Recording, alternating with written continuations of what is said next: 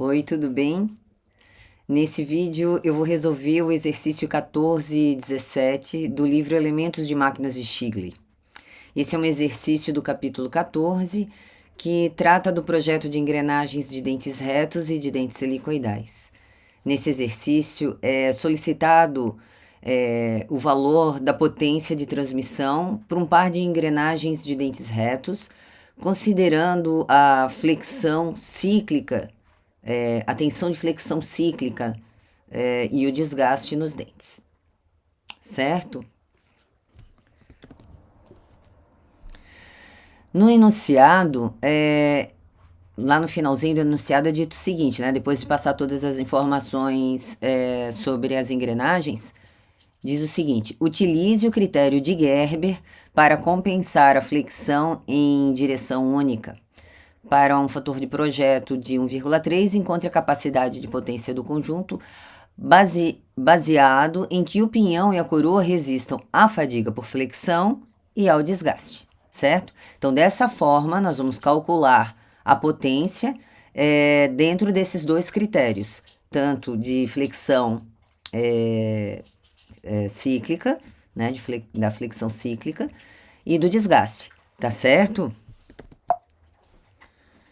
Bom, vamos falar um pouquinho sobre a flexão unidirecional cíclica que acontece nos dentes das engrenagens, né? Aqui na figura eu apresento para vocês uma representação do dente de uma engrenagem de acordo com a representação da equação de Lewis que nós vimos já em aula, né?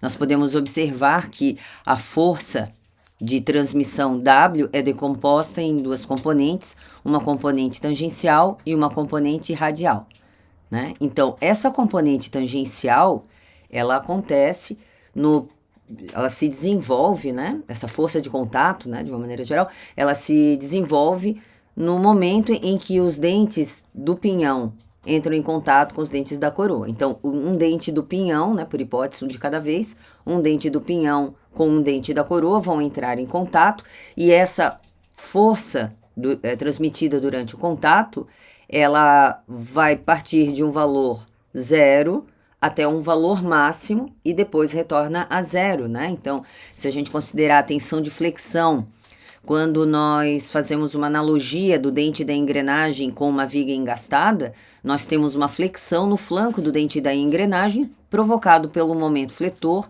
que é igual à componente tangencial, WT, vezes a altura do dente da engrenagem L, tá? Então, esse momento fletor, ele parte de um valor zero até um valor máximo e depois retorna a zero no momento em que os dentes não estão mais em contato. E isso vai se repetir todas as vezes que esse dente o dente do pinhão tiver em contato com o dente da engrenagem.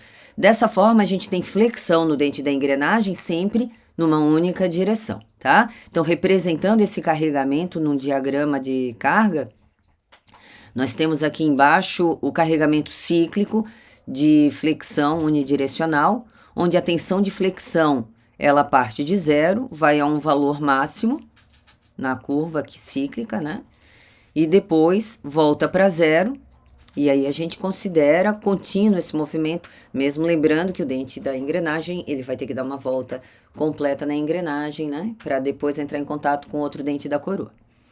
Certo? E aí eu tenho um novo ciclo, e esse ciclo vai se repetindo. Então, pessoal, olha só, observa que aqui a tensão máxima vai ser igual a 2 vezes a amplitude da tensão, a tensão mínima é zero, e um detalhe importante nesse tipo de carregamento flutuante, que nós chamamos de carga repetida, é que a tensão média, ela vai ser igual à amplitude de tensão, certo? Então, aqui nós temos que a amplitude de tensão é igual à tensão média, né? E que a amplitude de tensão, né, que a gente vê aqui na curva, ela vai ser igual à tensão máxima dividido por 2, né? Metade da tensão máxima dividido por 2. E quem é a tensão máxima aqui nesse ponto? A tensão máxima, deixa eu fazer com outra cor aqui para destacar. A tensão máxima aqui nesse ponto, ela é a própria tensão de flexão de Lewis, né? Tá? Então, essa tensão máxima, vou deixar aqui registradinho, é a tensão de flexão, que é igual a kV, que é o fator de velocidade, vezes a componente tangencial, W de T, dividido por F, que é a largura do dente da engrenagem, foi fornecido no enunciado, tá? O fator de forma, que depende do número de dentes da engrenagem, que também foi fornecido no problema, vezes o módulo, também fornecido, tá? Então, nessa equação, o que nos interessa? Essa componente, opa, dá um destaque aqui, né? Essa componente de força tangencial, que nós vamos utilizar para calcular a potência de transmissão, tá?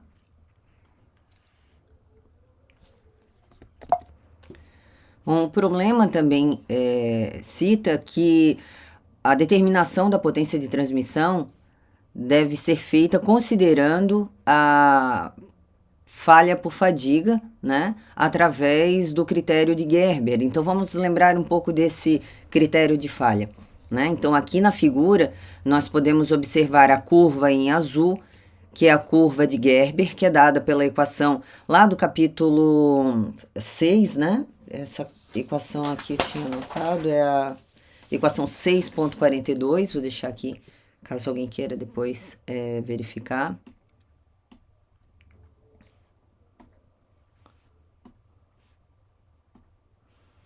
Opa, deixa eu botar aqui.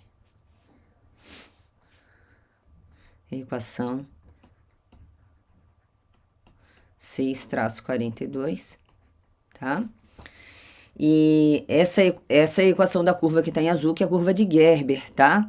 Então, essa curva diz que SA, que é a resistência da amplitude de tensão dividido por SE, que é a tensão limite de resistência à fadiga, mais a razão entre SM, que é a resistência média, né? A tensão média, dividido por SUT, que é o limite de resistência à tração, né? Então, essa razão ao quadrado é igual a 1, tá? Então, através dessa equação, nós temos essa curva que está em azul. Essa curva, ela é traçada num gráfico onde a gente tem tanto o SA quanto o SM, né? Então, no eixo horizontal, isso aqui está representando o carregamento flutuante, né? Então, no eixo horizontal, nós temos as tensões médias, e no eixo vertical nós temos a componente de amplitude de tensão, certo? Então, aparece aqui nessa curva, nesse gráfico também, uma linha em vermelho, que é chamada de linha de carga. Essa linha de carga está representando o carregamento cíclico que atua no dente da engrenagem, né? Então, se vocês lembrarem, na curva de carregamento para o dente de uma engrenagem, a tensão média é igual à amplitude de tensão. Então, se eu pegar um ponto de carregamento onde eu tenho aqui o sigma A é igual ao sigma M, né, um ponto aqui, e vou ter uma curva aqui exatamente a 45 graus, certo? Então, essa reta que está em vermelho é chamada de reta de carga, né, ou linha de carga, e aonde essa linha de carga cruza a curva de Gerber, que é a curva que define a região de falha, né, nós vamos encontrar o ponto de falha. Então, esse ponto aqui é conhecido como, lá no livro, ele é chamado de locus de falha, ou local de falha, o lugar aonde eu vou ter uma determinada resistência em relação à tensão média e resistência em relação à amplitude de tensão no exato momento da falha por fadiga, segundo essa teoria, que é a teoria de Gerber, tá bom? Bem, importante lembrar também que essa curva de falha, ela nos mostra uma região aonde que abaixo da curva em azul nós temos todos os pontos de carga possíveis, aonde, segundo a teoria, nós teremos vida infinita à fadiga para a engrenagem, que é o interesse do projeto, né? Nós estamos trabalhando com aço, então a gente quer trabalhar com vida infinita para essa engrenagem, tá? E acima dessa curva, então qualquer ponto que esteja fora da região delimitada por essa curva em azul, segundo essa teoria, nós teríamos falha por fadiga, tá? Então, eu vou colocar aqui na tela algumas observações importantes sobre a curva de Gerber para o carregamento de flexão unidirecional que acontece no dente de engrenagens, né? Então, aqui nós sabemos, né, como já foi observado no gráfico de carga, que a resistência, a gente pode observar isso aqui nessa curva também, né? Que a resistência na amplitude de tensão é igual à resistência em relação à tensão média nesse ponto que é o locus de falha, tá? Então, como esse ângulo é 45, eu posso definir que SA é igual a SM. Nós devemos lembrar também que SA, que é a amplitude de tensão, a resistência, né, daquela parcela na amplitude de tensão, o ponto de resistência na curva de carga em relação à amplitude da tensão é igual à metade da tensão máxima atuante no componente que é a engrenagem, né? Então, essa tensão máxima que é a tensão de luz dividido por 2, né? Isso a gente viu na figura anterior. E um outro detalhe que é importante ser relembrado aqui é que para materiais que têm uma tensão limite de resistência à tração menor do que 1.400 megapascal, nós sabemos que o S e' é igual a 0,5 vezes SUT.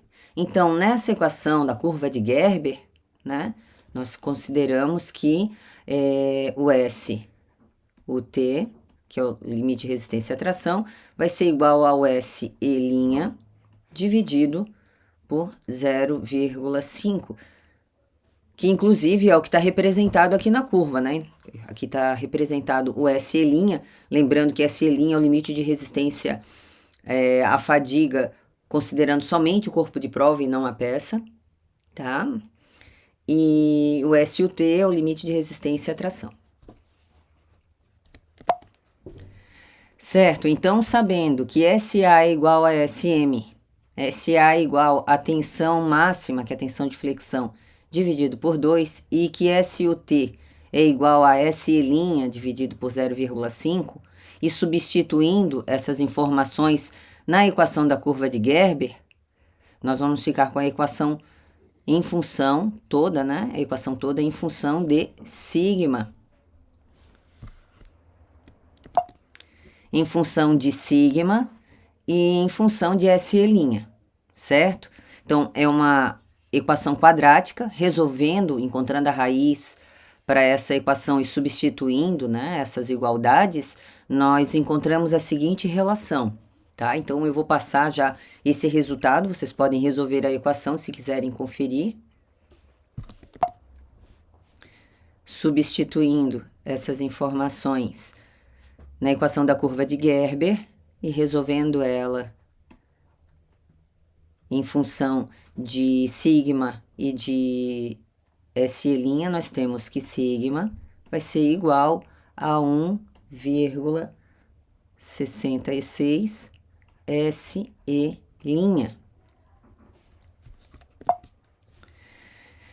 Dessa forma, então, nós conseguimos determinar que esse 1,66 ele se refere a um fator modificador, que nós vamos chamar de KF. Lembra lá nos fatores modificadores da tensão limite de resistência à fadiga, também conhecidos como fatores de Marin?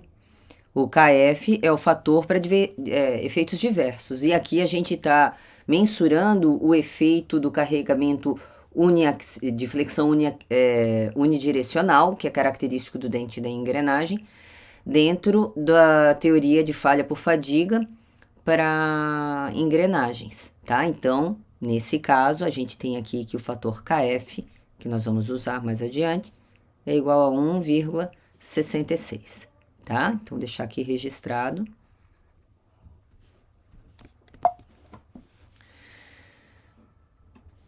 Lembrando também que a tensão de flexão máxima, ela vai acontecer aqui na região da raiz do dente da engrenagem. Nessa região, nós temos um raio de arredondamento, porém, né, esse raio de arredondamento, ele configura um entalhe, né? E por isso, nessa região, eu tenho que a tensão de flexão, ela é dada pela tensão nominal nessa região, vezes o fator concentrador de tensão de fadiga, o KF, né? Então, eu posso afirmar que a tensão máxima de flexão na raiz do dente da engrenagem, tensão máxima, ela vai ser igual ao fator concentrador de tensão em fadiga vezes a tensão admissível, né? Lembrando a tensão admissível para que não ocorra a falha por fadiga, aqui nessa região da raiz do dente da engrenagem. E também que essa tensão máxima, ela deve ser igual, né? Ela deve estar abaixo da tensão limite de resistência à falha por fadiga, né? Para que não ocorra essa falha. Então, ela tem que ser igual a SE dividido pelo fator de segurança. Então, lembrando que no enunciado do problema, é solicitado que no projeto se trabalhe com um fator de projeto, então vamos chamar isso aqui de ND, né? Fator de projeto. Definido, deixa eu ver aqui, fator de projeto igual a 1,3, tá? Então, a gente tem que garantir esse fator de projeto. Então, olha só, pessoal, vamos resgatar, né? No início, o que o problema está me solicitando é a determinação da potência de transmissão. A potência depende da componente tangencial da força, W de T, e da velocidade tangencial no ponto de contato entre os dentes das engrenagens, certo? Em relação à velocidade tangencial, nós temos todas as informações. O WT vai depender da flexão, né? E também do desgaste. Falando da flexão, que é o que a gente começou a tratar aqui, esse WT vai ser determinado a partir dessa tensão máxima, que é a tensão de flexão de Lois, tá? Então, eu posso afirmar que KF vezes a tensão admissível, que é a própria tensão de flexão, a tensão de Lois, que é dada por KV vezes W de T dividido por F M Y, que é o fator de forma, né? Vai ser igual a SE dividido pelo fator de projeto ND fornecido, tá? Então, presta atenção. A partir daqui, eu tenho toda a condição de determinar qual é a força tangencial, né? Resultante da avaliação da resistência à fadiga por flexão unidirecional a partir do critério de Gerber. Então, com esse valor determinado de W de T, que é a força tangencial, eu posso, então, calcular para esse critério, que é o critério de falha por fadiga, a flexão, a potência de transmissão solicitada no problema, tá?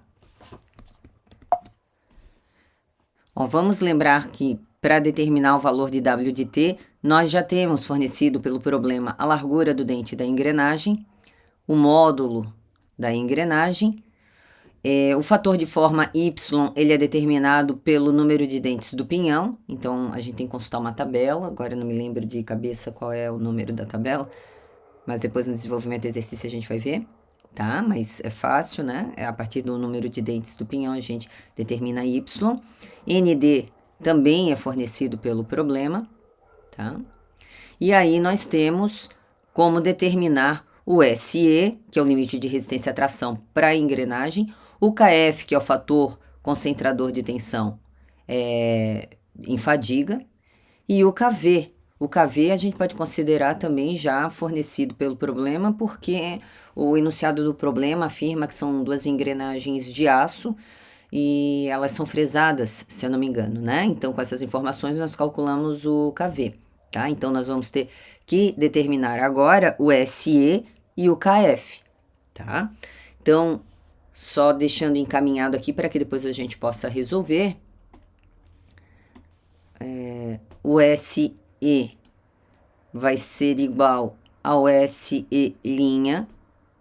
né? Lembrando que o SE', tá aqui do lado,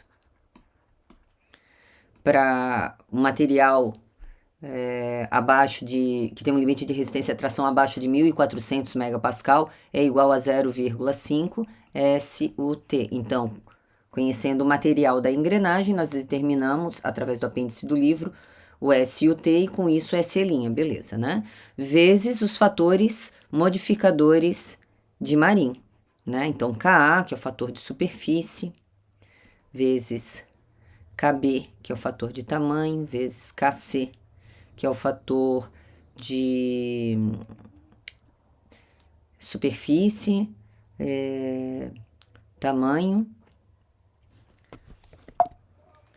Então, Ka é o fator de superfície, Kb é o fator de tamanho, Kc é o fator de carga.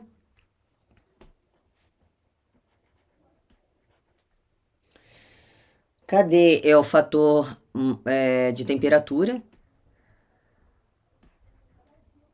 Ke é o fator de confiabilidade. E o Kf é aquele fator para situações diversas que aqui a gente definiu já para flexão, considerando a teoria de Gerber, no caso específico de carregamento de flexão unidirecional, que é característico de engrenagem, tá? Então, todos esses dados a gente consegue determinar facilmente com auxílio do material que nós temos no capítulo 6, e com isso calculamos o SE, que é o limite de resistência à fadiga, tá? Então, com isso a gente calcula o SE e depois nós calculamos o KF.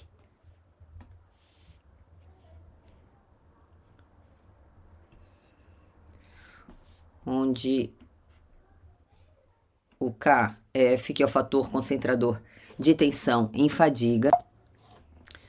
Então, o KF é igual a 1 mais KT menos 1 vezes Q, né? Equação 6.32, aonde o KT é o fator concentrador, vou botar aqui embaixo, né? Fator de concentração de tensão teórico ou geométrico, tá? Esses fatores eles são determinados através das conhecidas cartas de Peterson, que a gente já conhece desde Mecânica dos Sólidos 1, e nós podemos encontrar essas cartas lá nos apêndices do livro, tá? E o que é o fator de sensibilidade ao entalhe.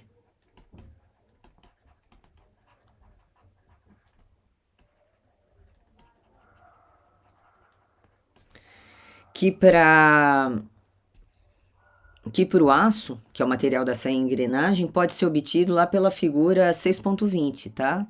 A figura 6-20. A gente encontra a sensibilidade ao entalhe para o aço a partir do limite de resistência à tração desse material, certo? Então, observa que dessa forma nós calculamos o WT, né? Eu vou deixar indicado aqui. Isso aqui, então, vai ser a força de transmissão, né? Que é a componente tangencial.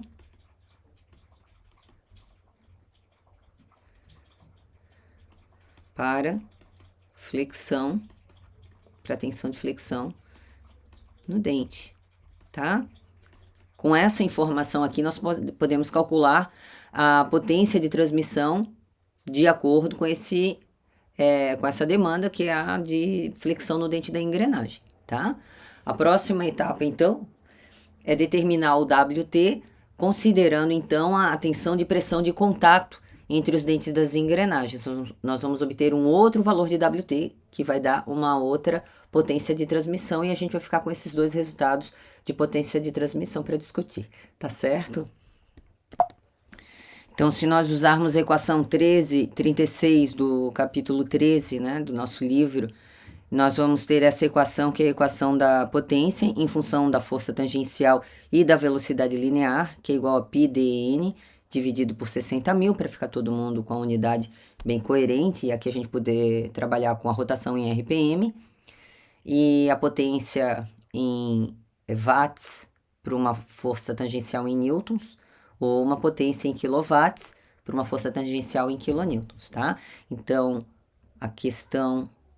a solução desse problema, ela vai, né, da determinação do WT para flexão, para tensão de flexão unidirecional. Vou arrumar aqui.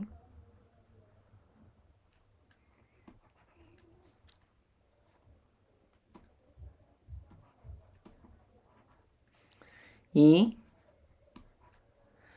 considerando o desgaste, onde nós usamos a tensão de pressão de contato, tá? Para determinar, então, a componente de força tangencial de acordo com a tensão de contato, nós vamos precisar de umas informações que estão lá no capítulo 6, e a gente precisa resgatar essas informações aqui, tá?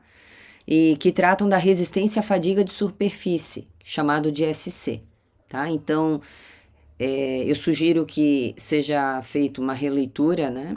No item 6.16 da página, deixa eu corrigir aqui, página 330, onde nós temos que a tensão de contato, que nós estudamos agora para as engrenagens, né, que é baseada na equação de Hertz, ela vai ser igual a menos a resistência de contato, né, de compressão, que na verdade está relacionada à resistência de fadiga de superfície, dividido pela raiz quadrada do fator de projeto, tá? E também na equação 6.68 existe um parâmetro dessa resistência à fadiga, né, de rolamento, para 10 não 8 ciclos, se eu não me engano, tá? Com base deixa eu marcar aqui, na dureza Brinell do material, tá? Então, lembrando que para esse exercício, no enunciado do exercício, foi fornecido que para esse aço, a dureza Brinell é equivalente a 260 Brinell, né? Então, a gente tem que substituir aqui. Então, usando essa equação, nós conseguimos determinar o SC, tá?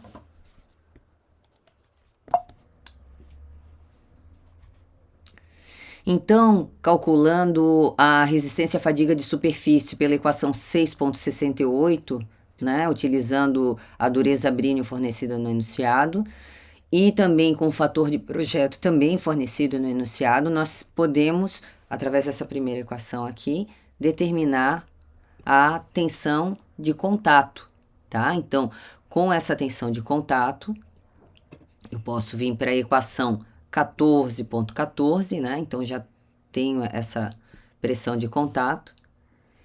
E através dessa equação, eu vou calcular, então, o que nos interessa aqui, que é a força tangencial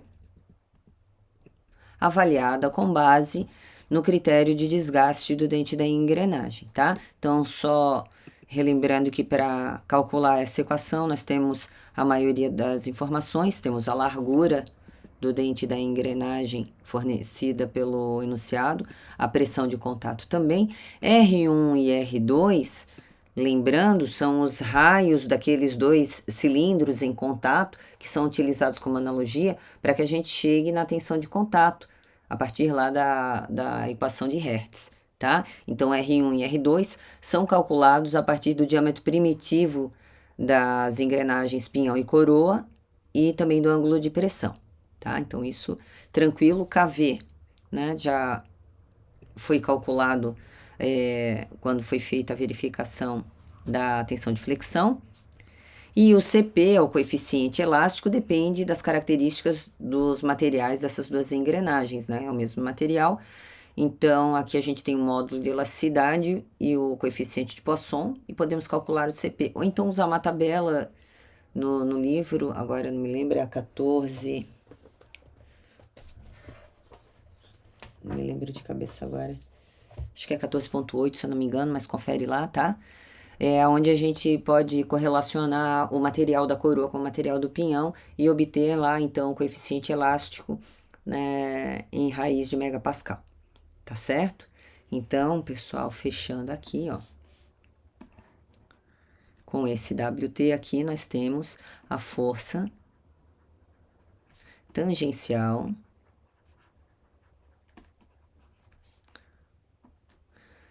de acordo com a pressão de contato, a tensão de contato, né? Opa, deixa eu tirar aqui.